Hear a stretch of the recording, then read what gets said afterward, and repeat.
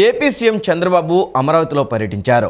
వైకాపా ప్రభుత్వ కక్ష సాధింపుతో నిర్లక్ష్యానికి గురైన పలు నిర్మాణాలు, రాజధాని ప్రాంత స్థితిగతులను ఆయన పరిశీలించారు. ఈ క్రమంలో ఆయన ఉద్దండరాయునిపాలెం బయలుదేరి ప్రధాని మోదీ శంకుస్థాపన చేసిన ప్రాంతాన్ని సందర్శించారు. అక్కడ మోకాళ్లపై కూర్చొని నమస్కరించారు.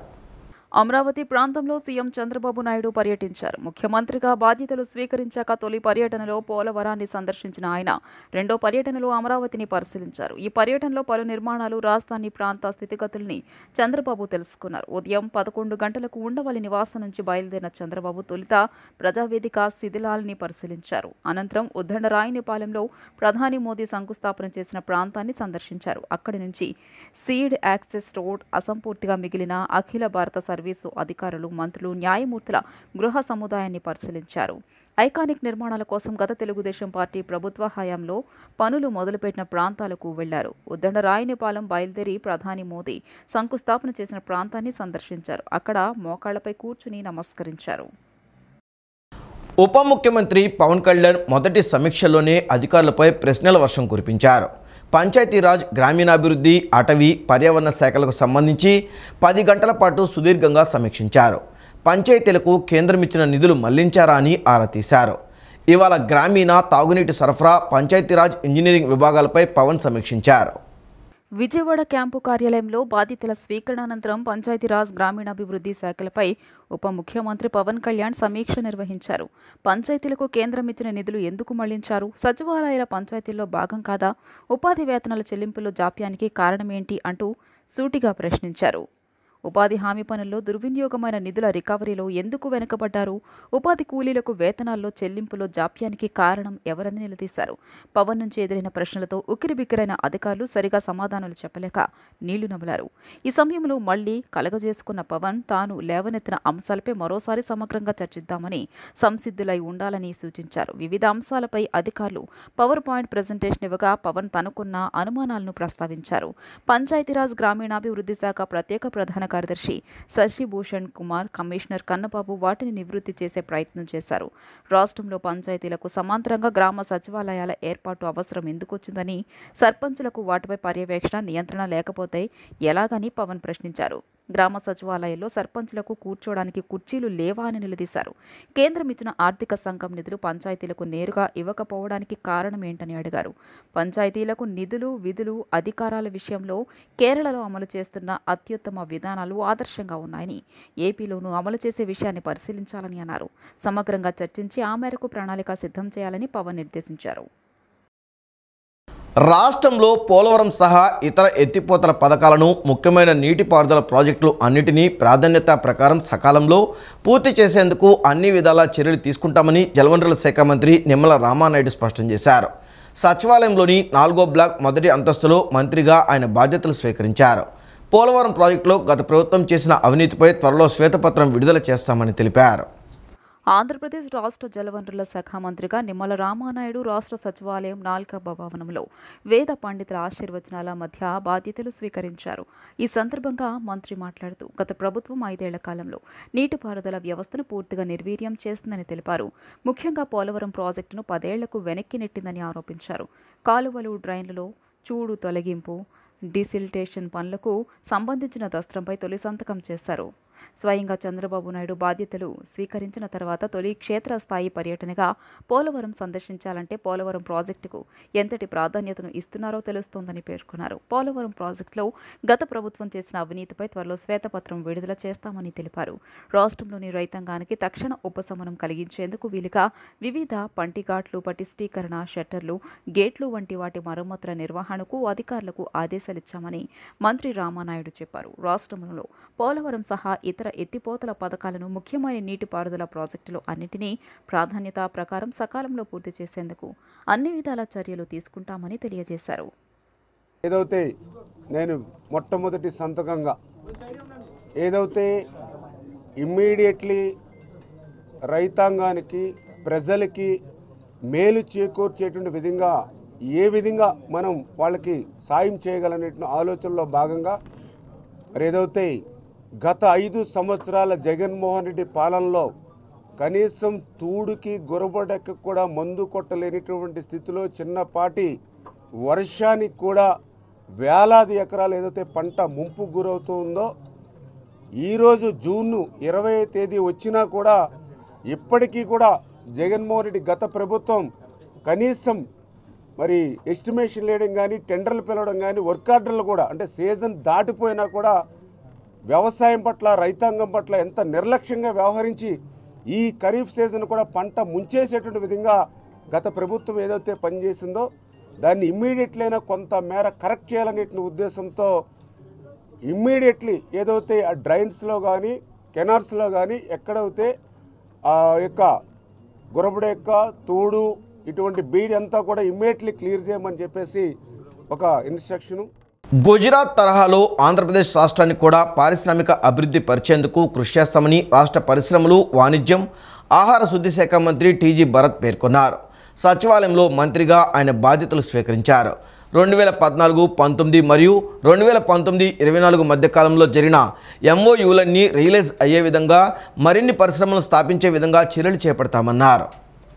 రాష్ట్ర పరిశ్రమలు మరియు వాణిజ్యం, ఆహార శుద్ధి శాఖ మంత్రిగా టీజీ భరత్ బాధ్యతలు చేపట్టారు. మంత్రిగా బాధ్యత చేపట్టేందుకు రాష్ట్ర సచివాలయానికి కుటుంబ సమేతంగా వచ్చిన ఆయనకు వేద పండితుల పూర్ణ కుంభంతోనూ అధికారులు పుష్పగుచ్చాలను అందజేస్తూ ఘనంగా స్వాగతం పలికారు. పండితుల వేద మంత్రోచ్చరణాల మధ్య ఆ భగవంతునికి షోడశోపచార పూజ నిర్వహించిన తదుపరి తమ సీట్లో ఆసీనులయ్యారు. వీసీఐసీ రివైజ్డ్ అడ్మినిస్ట్రేటివ్ శాంక్షన్ ఫైల్పై మంత్రి తొలి సంతకం చేశారు. ఏపీఐఐసిలో భూముల లీజు కాల పరిధి పెంచే ఫైలుపై రెండో సంతకం చేశారు.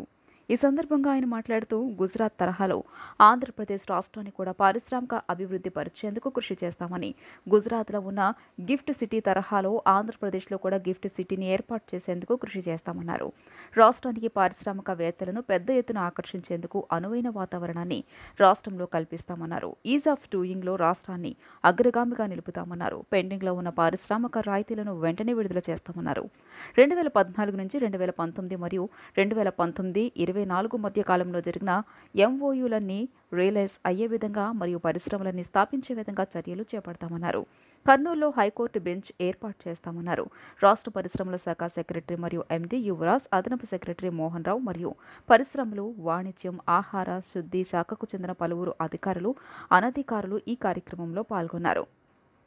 ముందు ఎందుకంటే నేను జస్ట్ ఒక 4-5 డేస్తో ఇంటరాక్షన్తో పెద్ద ఇండస్ట్రీస్ వచ్చేదానికి చాలా అవకాశం ఉంది. కోస్టల్ లైన్ ఉంది. సో ఇట్లాంటివి అన్నీ we have better picture than lot of other states అనమాట. సో మనము వాళ్ళకి వర్కౌట్ చేసి ఏ డిస్ట్రిక్ట్స్లో ఆ రా మెటీరియల్ సోర్సెస్ అనుకోండి, న్యాచురల్ ఏమున్నాయి అక్కడ డెవలప్ చేస్తూ అంటే ఓవరాల్ గ్రోత్ ఇవ్వాలి. ఒక్క ప్లేస్ అనేది కాకుండా స్టేట్ వైడ్. ఎందుకంటే చంద్రబాబు గారు ఉద్దేశం కూడా అదే అనమాట, స్టేట్ వైడ్ గ్రోత్ అనేది ఇవ్వాలా. అలాగే మనకి గుజరాత్లో వచ్చి గిఫ్ట్ సిటీ అనేది ఉంటుంది, మీకు ఐడియా ఉంది. సో మనకి ఎట్లయినా స్పెషల్ స్టేటస్ అనేది ప్రజెంట్ అది కోల్డ్ స్టోరేజ్లో ఉంది కాబట్టి చంద్రబాబు గారిని రిక్వెస్ట్ చేసి, సార్ మనకు కూడా గిఫ్ట్ సిటీ అనేది ఇవ్వాలా ఆంధ్రప్రదేశ్కి అని చెప్పి రిక్వెస్ట్ చేస్తాం, పుష్ చేస్తాము. So will try to put in all efforts and see. అంటే మా సైడ్ నుంచి లోకేష్ గారు ఎందుకంటే ఆల్రెడీ చెప్పారు కదా, ఫేస్ ఆఫ్ ఆంధ్రప్రదేశ్ మా ఇద్దరు portfolios will play major role. So will do our best అండి. Thank you. ఆంధ్రప్రదేశ్ పర్యాటక అండ్ సినిమాటోగ్రఫీ మంత్రిగా బాధ్యతలు స్వీకరించబోతున్న కందుల దుర్గేష్ మెగాస్టార్ నటిస్తున్న విశ్వంబర గట్టింగ్ సెట్స్కు వచ్చారు. ఈ సందర్భంగా విశ్వంబర యూనిట్ ఆయనకు స్వాగతం పలికింది. ఈ సందర్భంగా చిరంజీవి ఆయనకు శుభాకాంక్షలు తెలిపారు. మంత్రిగా తన బాధ్యతలు నిర్వర్తించడంలో ఆయన సంపూర్ణ విజయం సాధించాలని ఆకాంక్షించారు. పర్యాటక సినిమాటోగ్రఫీ శాఖ మంత్రి కందుల దుర్గేష్ మెగాస్టార్ చిరంజీవిని కలిశారు. హైదరాబాద్లోని విశ్వంబర సినిమా సెట్కి వెళ్లిన మంత్రి దుర్గేష్కు చిరంజీవితో పాటు చిత్ర బృందం సాదర స్వాగతం పలికింది. పర్యాటక సినిమాటోగ్రఫీ మంత్రిగా దుర్గేష్ సంపూర్ణ విజయం సాధించాలని చిరంజీవి ఆకాంక్షించారు. విశ్వంబర సెట్స్లో ఆయనకు స్వాగతం పలకడం ఆనందంగా ఉందని మెగాస్టార్ అన్నారు. తెలుగు చిత్ర పరిశ్రమ ఎదుర్కొంటున్న సవాళ్లను పరిష్కరించేందుకు చొరవ తీసుకుంటామన్న దుర్గేష్కు ధన్యవాదాలు తెలిపారు. ఆంధ్రప్రదేశ్లోని పర్యాటక స్థలాన్ని పూర్తిగా అభివృద్ధి చేస్తారని ఆశిస్తున్నట్లు చిరంజీవి అన్నారు. ఈ సందర్భంగా విశ్వంబర సెట్లో ఆయనతో దిగిన ఫోటోలను పంచుకున్నారు. అందులో చిరంజీవి, దర్శకుడు వశిష్ఠ, సంగీత దర్శకుడు కీరవాణితో పాటు మూవీ యూనిట్ సభ్యులు ఉన్నారు. బీసీలకు చేసే అవకాశాన్ని ముఖ్యమంత్రి చంద్రబాబు తనకు ఇచ్చారని బీసీ సంక్షేమ శాఖ మంత్రి సవిత అన్నారు. సచివాలయంలోని 4వ బ్లాక్లో ఆమె మంత్రిగా బాధ్యతలు స్వీకరించారు. ప్రతి జిల్లాలో బీసీ స్టడీ సర్కిళ్లు, బీసీ భవన్లను ఏర్పాటు చేయబోతున్నామని ఆమె వెల్లడించారు. బీసీ సంక్షేమ శాఖ మంత్రిగా బాధ్యతలు సవిత స్వీకరించారు. సచివాలయంలోని 4వ బ్లాక్లో వేద పండితుల ఆశీర్వచనాల మధ్య ఆమె తన ఛాంబర్లో బాధ్యతలు చేపట్టారు. బీసీ స్టడీ సర్కిల్స్ ఏర్పాటుపైన మొదటి సంతకం, ఎన్టీఆర్ విదేశీ విద్యా పేరు మార్పుపైన రెండో సంతకం చేశారు. అనంతరం మంత్రి సవిత మీడియాతో మాట్లాడుతూ వెనుకబడిన వర్గాలకు సేవ చేసే అవకాశం చంద్రబాబు తనకు కల్పించారని, బీసీల కోసం పుట్టిన పార్టీ తెలుగుదేశం పార్టీ అని అన్నారు. అన్న ఎన్టీ రామారావు ముఖ్యమంత్రి అయ్యాకే బీసీలకు సంక్షేమం ప్రారంభమైందన్నారు. ముఖ్యమంత్రి అయిన జగన్ బీసీల ద్రోహి అని విమర్శించారు. 32 ఉండే బీసీ రెసిడెన్షియల్ స్కూల్స్ను చంద్రబాబు 106కు పెంచారని, జగన్ పాలనలో కేవలం 2 బీసీ రెసిడెన్షియల్ కాలేజీలు మాత్రమే తెచ్చారని గుర్తు చేశారు. చంద్రబాబు పాలనలో 2173 మందికి ఎన్టీఆర్ విదేశీ విద్యా దీవెన అందిస్తే జగన్ కేవలం 89 మందికి మాత్రమే విదేశీ విద్యా దీవెన అందించారని ఆరోపించారు. ప్రతి జిల్లాలో బీసీ స్టడీ సర్కిళ్లు, బీసీ భవన్లు ఏర్పాటు చేయబోతున్నామని అన్నారు. మోదీ, చంద్రబాబు, పవన్ సమక్షంలో మంత్రిగా ప్రమాణ స్వీకారం చేయడం చాలా ఆనందం కలిగించిందన్నారు. హ్యాండ్లూమ్స్ అండ్ టెక్స్టైల్స్ రంగాన్ని జగన్ పాలనలో ఏమాత్రం అభివృద్ధి చేయలేదని ఆమె విమర్శించారు. ప్రతి ఒక్కరూ వారానికి ఒకరోజు కాటన్ వస్త్రాలు ధరించాలని ఆమె కోరారు. ఈరోజు కూడా మనం మొదటి సంతకం కూడా చేసాం. మళ్ళీ మనం విదేశీ విద్య ప్రారంభిస్తున్నాం. అదేవిధంగా ఎన్టీఆర్ విదేశీ విద్య, అదేవిధంగా ఇప్పుడు డిఎస్సి. ఎందుకంటే చంద్రబాబు నాయుడు గారికి బడుగు బడిగిన వర్గాల గురించి తెలుసు. ఇదే జగన్మోహన్ రెడ్డి నేను మెగా జాబ్ క్యాలెండర్ అన్నారు. 5 సంవత్సరాల నుంచి ఆయన ఏం చేశారో మన అందరికీ తెలుసు. మాట నిలబెట్టుకున్న ముఖ్యమంత్రి మన చంద్రబాబు నాయుడు గారు తొలి సంతకం డిఎస్ఏ చేశారు. ఆ నేపథ్యంలోనే ప్రతి జిల్లాలో కూడా మేము study circles, BC study circles కూడా మొదలు పెడుతున్నాం. అంతేకాకుండా గత ప్రభుత్వంలో అంటే 14 నుంచి 19లో మనం బీసీ భవన్లు కూడా 13 జిల్లాలకి ఉమ్మడి జిల్లాలకి 13 జిల్లాలకు కూడా బీసీ భవన్లు శాంక్షన్ చేశాం. ఒక్కొక్క భవన్ 5 కోట్లతో శాంక్షన్ చేశాం. కానీ అప్పట్లోనే 3 జిల్లాల్లో గ్రౌండ్ కూడా అయినాయి. ఆ గ్రౌండ్ అయినవి ఇలాగే ఉన్నాయే తప్ప ఎక్కడే దాని అభివృద్ధి వస్తుంది. అంటే బీసీలంటే చులకన భావం ఈ వైసీపీ పార్టీకి. అదేవిధంగా మేము కూడా మళ్ళా ప్రతి జిల్లాలోనూ కూడా బీసీ భవన్లు ఏర్పాటు చేయబోతున్నాం. బీసీలకు అన్ని రంగాల్లోనూ అభివృద్ధి బాటలో తీసుకుపోతున్నాం. తాడిపత్రి అల్లర్ల తర్వాత తొలిసారి జేసీ ప్రభాకర్ రెడ్డి మీడియా సమావేశం నిర్వహించారు. పాత్రికేయులతో మాట్లాడుతూ జేసీ ప్రభాకర్ రెడ్డి భావోద్వేగానికి గురయ్యారు. ఓ దశలో కన్నీళ్లు కూడా పెట్టుకున్నారు. గడిచిన 5 సంవత్సరాలలో వైసీపీ ప్రభుత్వంలో తనకు తీవ్ర అన్యాయం జరిగిందని ఆవేదన వ్యక్తం చేశారు. జేసీ ట్రావెల్స్పై తప్పుడు కేసులు బనాయించి తనను జైలుకు పంపించారని జేసీ ప్రభాకర్ రెడ్డి ఆవేదన వ్యక్తం చేశారు. ఎవరైతే తనపై తప్పుడు కేసులు బనాయించారో ఆ అధికారులే స్వయంగా తన బస్సులను రిపేర్ చేయించాలని తెలిపారు. తాడిపత్రి మాజీ ఎమ్మెల్యే జేసీ ప్రభాకర్ రెడ్డి తాజాగా అనంతపురంలో మీడియా సమావేశం నిర్వహించారు. ఈ సందర్భంగా ఆయన మాట్లాడుతూ గత ప్రభుత్వంలో తమకు చాలా అన్యాయం జరిగిందన్నారు. తమను దొంగలుగా చిత్రీకరించారని అన్నారు. తనను, తన కొడుకును జైలుకు పంపారన్నారు. కావాలనే తన బస్సులపై తప్పుడు కేసులు పెట్టారని తెలిపారు. BS3 వాహనాలు విక్రయించిన వారు, రిజిస్ట్రేషన్ చేసిన వారు ఇద్దరూ ఇంటికి పోయారన్నారు. తన బస్సులు సీజ్ చేసిన విషయంలో తాను ఎవరిని వదిలిపెట్టబోనని జేసీ ప్రభాకర్ రెడ్డి చెప్పారు. తనకు న్యాయం జరగాలని, లేని పక్షంలో తన కొడుకు, కోడలు దీక్ష చేస్తారని తెలిపారు. న్యాయం జరగకపోతే తాను కూడా ఎస్పీ కార్యాలయం ముందు నిరాహార దీక్ష దిగుతానన్నారు. తాను, తన భార్య DTC ఆఫీస్ ఎదుట ధర్నా చేస్తామని తెలిపారు. తాను ఈ ప్రభుత్వాన్ని, చంద్రబాబును ఏమీ అనట్లేదని, చంద్రబాబుకు తాను వ్యతిరేకం కాదని జేసీ ప్రభాకర్ రెడ్డి అన్నారు. ఇది పూర్తిగా తన వ్యక్తిగత విషయం అన్నారు.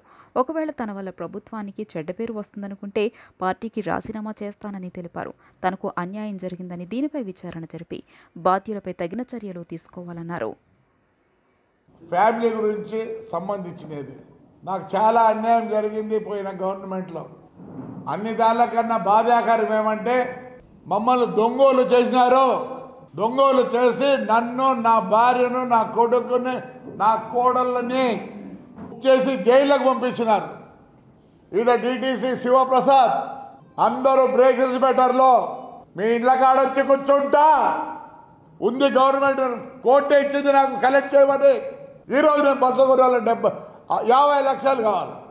ఆ బండ్లన్నీ సిలువు పట్టి టైర్లపై మొత్తం అయిపోయింది. ఆ దాడికి తోడు వైఎస్ఆర్ వాళ్ళు 2-3 బస్సులు కాల్చినారు. ఆడ పార్క్ చేసి ఉంటే ఎవరండి?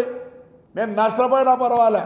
నా భార్య, నా కోడలు, ఇవన్నీ మా ఎమ్మెల్యే వాడి ప్రభుత్వాలతో ఏం రూలు రెగ్యులేషన్ ఉండవా? నేనైతే చెప్తున్నా, ఈ రోజు నుంచి 10 రోజుల లోపల ఎస్పీ కూడా ఇచ్చి వచ్చిన that enquiry but DTC enquiry చేయి. సచివాలయంలోని 5వ బ్లాక్లో వేద పండితుల ఆశీర్వచనాల మధ్య కార్మిక శాఖ మంత్రిగా బాధ్యతలు స్వీకరించారు మంత్రి వాసంశెట్టి సుభాష్. కేంద్ర రాష్ట్ర ప్రభుత్వాల పథకాలను సమర్థవంతంగా అమలు చేస్తామని అన్నారు. కార్మిక శాఖలో ఒక కార్మికుల్లా పనిచేస్తా, కార్మికుల హక్కుల పరిరక్షిస్తా, కార్మికుల కష్టాలు తీరుస్తానని హామీ ఇచ్చారు. రాష్ట్ర కార్మిక, ఫ్యాక్టరీలు, బాయిలర్స్ మరియు ఇన్సూరెన్స్ మెడికల్ సర్వీసెస్ శాఖ మంత్రిగా బాధ్యతలు వాసంశెట్టి సుభాష్ చేపట్టారు. మంత్రిగా బాధ్యత చేపట్టేందుకు రాష్ట్ర సచివాలయానికి కుటుంబ సమేతంగా వచ్చిన ఆయనకు వేద పండితులు పూర్ణకుంభంతోనూ అధికారులు పుష్పగుచ్చాలను అందజేస్తూ ఘనంగా స్వాగతం పలికారు. పండితుల వేద మంత్రోచ్చరణాల మధ్య ఆ భగవంతునికి షోడశోపచార పూజ నిర్వహించిన తదుపరి తమ సీట్లో ఆసీనులయ్యారు. గత ప్రభుత్వ హయాంలో అమల్లో ఉన్న వైఎస్ఆర్ బీమా పథకానికి పేరు మారుస్తూ తొలి ఫైల్పై సంతకం చేశారు. వైఎస్ఆర్ బీమా పథకాన్ని చంద్రన్న బీమా పథకం పేరుగా మారుస్తూ తొలి సంతకం చేశారు. ఈ సందర్భంగా ఆయన మాట్లాడుతూ కార్మికుల సంక్షేమం విషయంలో గత ప్రభుత్వం పూర్తిగా నిర్లక్ష్యం వహించిందన్నారు. నవరత్నాల పథకాల పేరుతో కార్మికుల సంక్షేమానికి సంబంధించిన 13 పథకాల అమలును నిలుపుదల చేసిందన్నారు. కార్మిక శాఖకు వచ్చిన 3,000 కోట్ల రూపాయల సెస్ను పూర్తిగా పక్కదారి పట్టించడం జరిగిందన్నారు. కార్మిక బీమా పథకం కింద గతంలో నారా చంద్రబాబు నాయుడు హయాంలో 2.55 కోట్ల రూపాయల బీమా సొమ్మును చెల్లిస్తే గత ప్రభుత్వ హయాంలో కేవలం 1.25 కోట్ల రూపాయలను మాత్రమే చెల్లించడం జరిగిందని ఆయన విమర్శించారు. రాష్ట్రంలో విశాఖపట్నం, రాజమండ్రి, తిరుపతి మరియు విజయవాడలో ఉన్న ఈఎస్ఐ ఆసుపత్రులను గత ప్రభుత్వం పూర్తిగా నిర్లక్ష్యం చేసిందని, 238 పోస్టులను భర్తీ చేసే అవకాశం ఉన్నా భర్తీ చేయకుండా పూర్తిగా నిర్లక్ష్యం చేసిందన్నారు. బాల కార్మిక వ్యవస్థ నిర్మూలనపై కూడా పూర్తిగా గత ప్రభుత్వం అశ్రద్ధ వహించిందన్నారు. బాల కార్మిక వ్యవస్థను పూర్తిగా నిర్మూలించేందుకు తమ ప్రభుత్వం గట్టిగా కృషి చేస్తోందని ఆయన అన్నారు. ఈరోజు కార్మిక మంత్రిగా నన్ను నియమించిన నారా చంద్రబాబు నాయుడు గారికి, లోకేష్ గారికి నా హృదయపూర్వక ధన్యవాదాలు. పార్టీలోకి వచ్చిన కొద్ది కాలంలోనే మరి నాకు ఎమ్మెల్యే సీట్ ఇచ్చి మంత్రి పదవినిచ్చి నా మీద నమ్మకం ఉంచి మరి ఈ యొక్క శాఖను కేటాయించిన చంద్రబాబు నాయుడు గారికి, లోకేష్ గారికి, అలాగే పవన్ కళ్యాణ్ గారికి నా హృదయపూర్వక ధన్యవాదాలు. నాపై వచ్చిన నమ్మకాన్ని నేను కార్మిక శాఖకు ఒక కార్మికుడిలా పనిచేస్తానని, కార్మికులందరికీ కూడా వాళ్ళ యొక్క హక్కుల్ని పరిరక్షిస్తానని చెప్పి ఇస్తూ ఉన్నాను. అదేవిధంగా కేవలం నవరత్నాల ద్వారా ప్రజలందరికీ, కార్మికులందరికీ కూడా సంక్షేమాన్ని అందిస్తున్నామని పిచ్చి భ్రమతో మరి 13 పథకాలని, కార్మికులకు చెందవలసిన 13 పథకాలని కాలు రాసింది వైఎస్ఆర్సీపీ ప్రభుత్వం. సంక్షేమం, కార్మికుల సంక్షేమం ఎప్పుడూ కూడా చంద్రన్న పాలనలోనే జరిగింది, ఇకపై కూడా జరుగుతుంది అనడంలో సందేహం లేదు.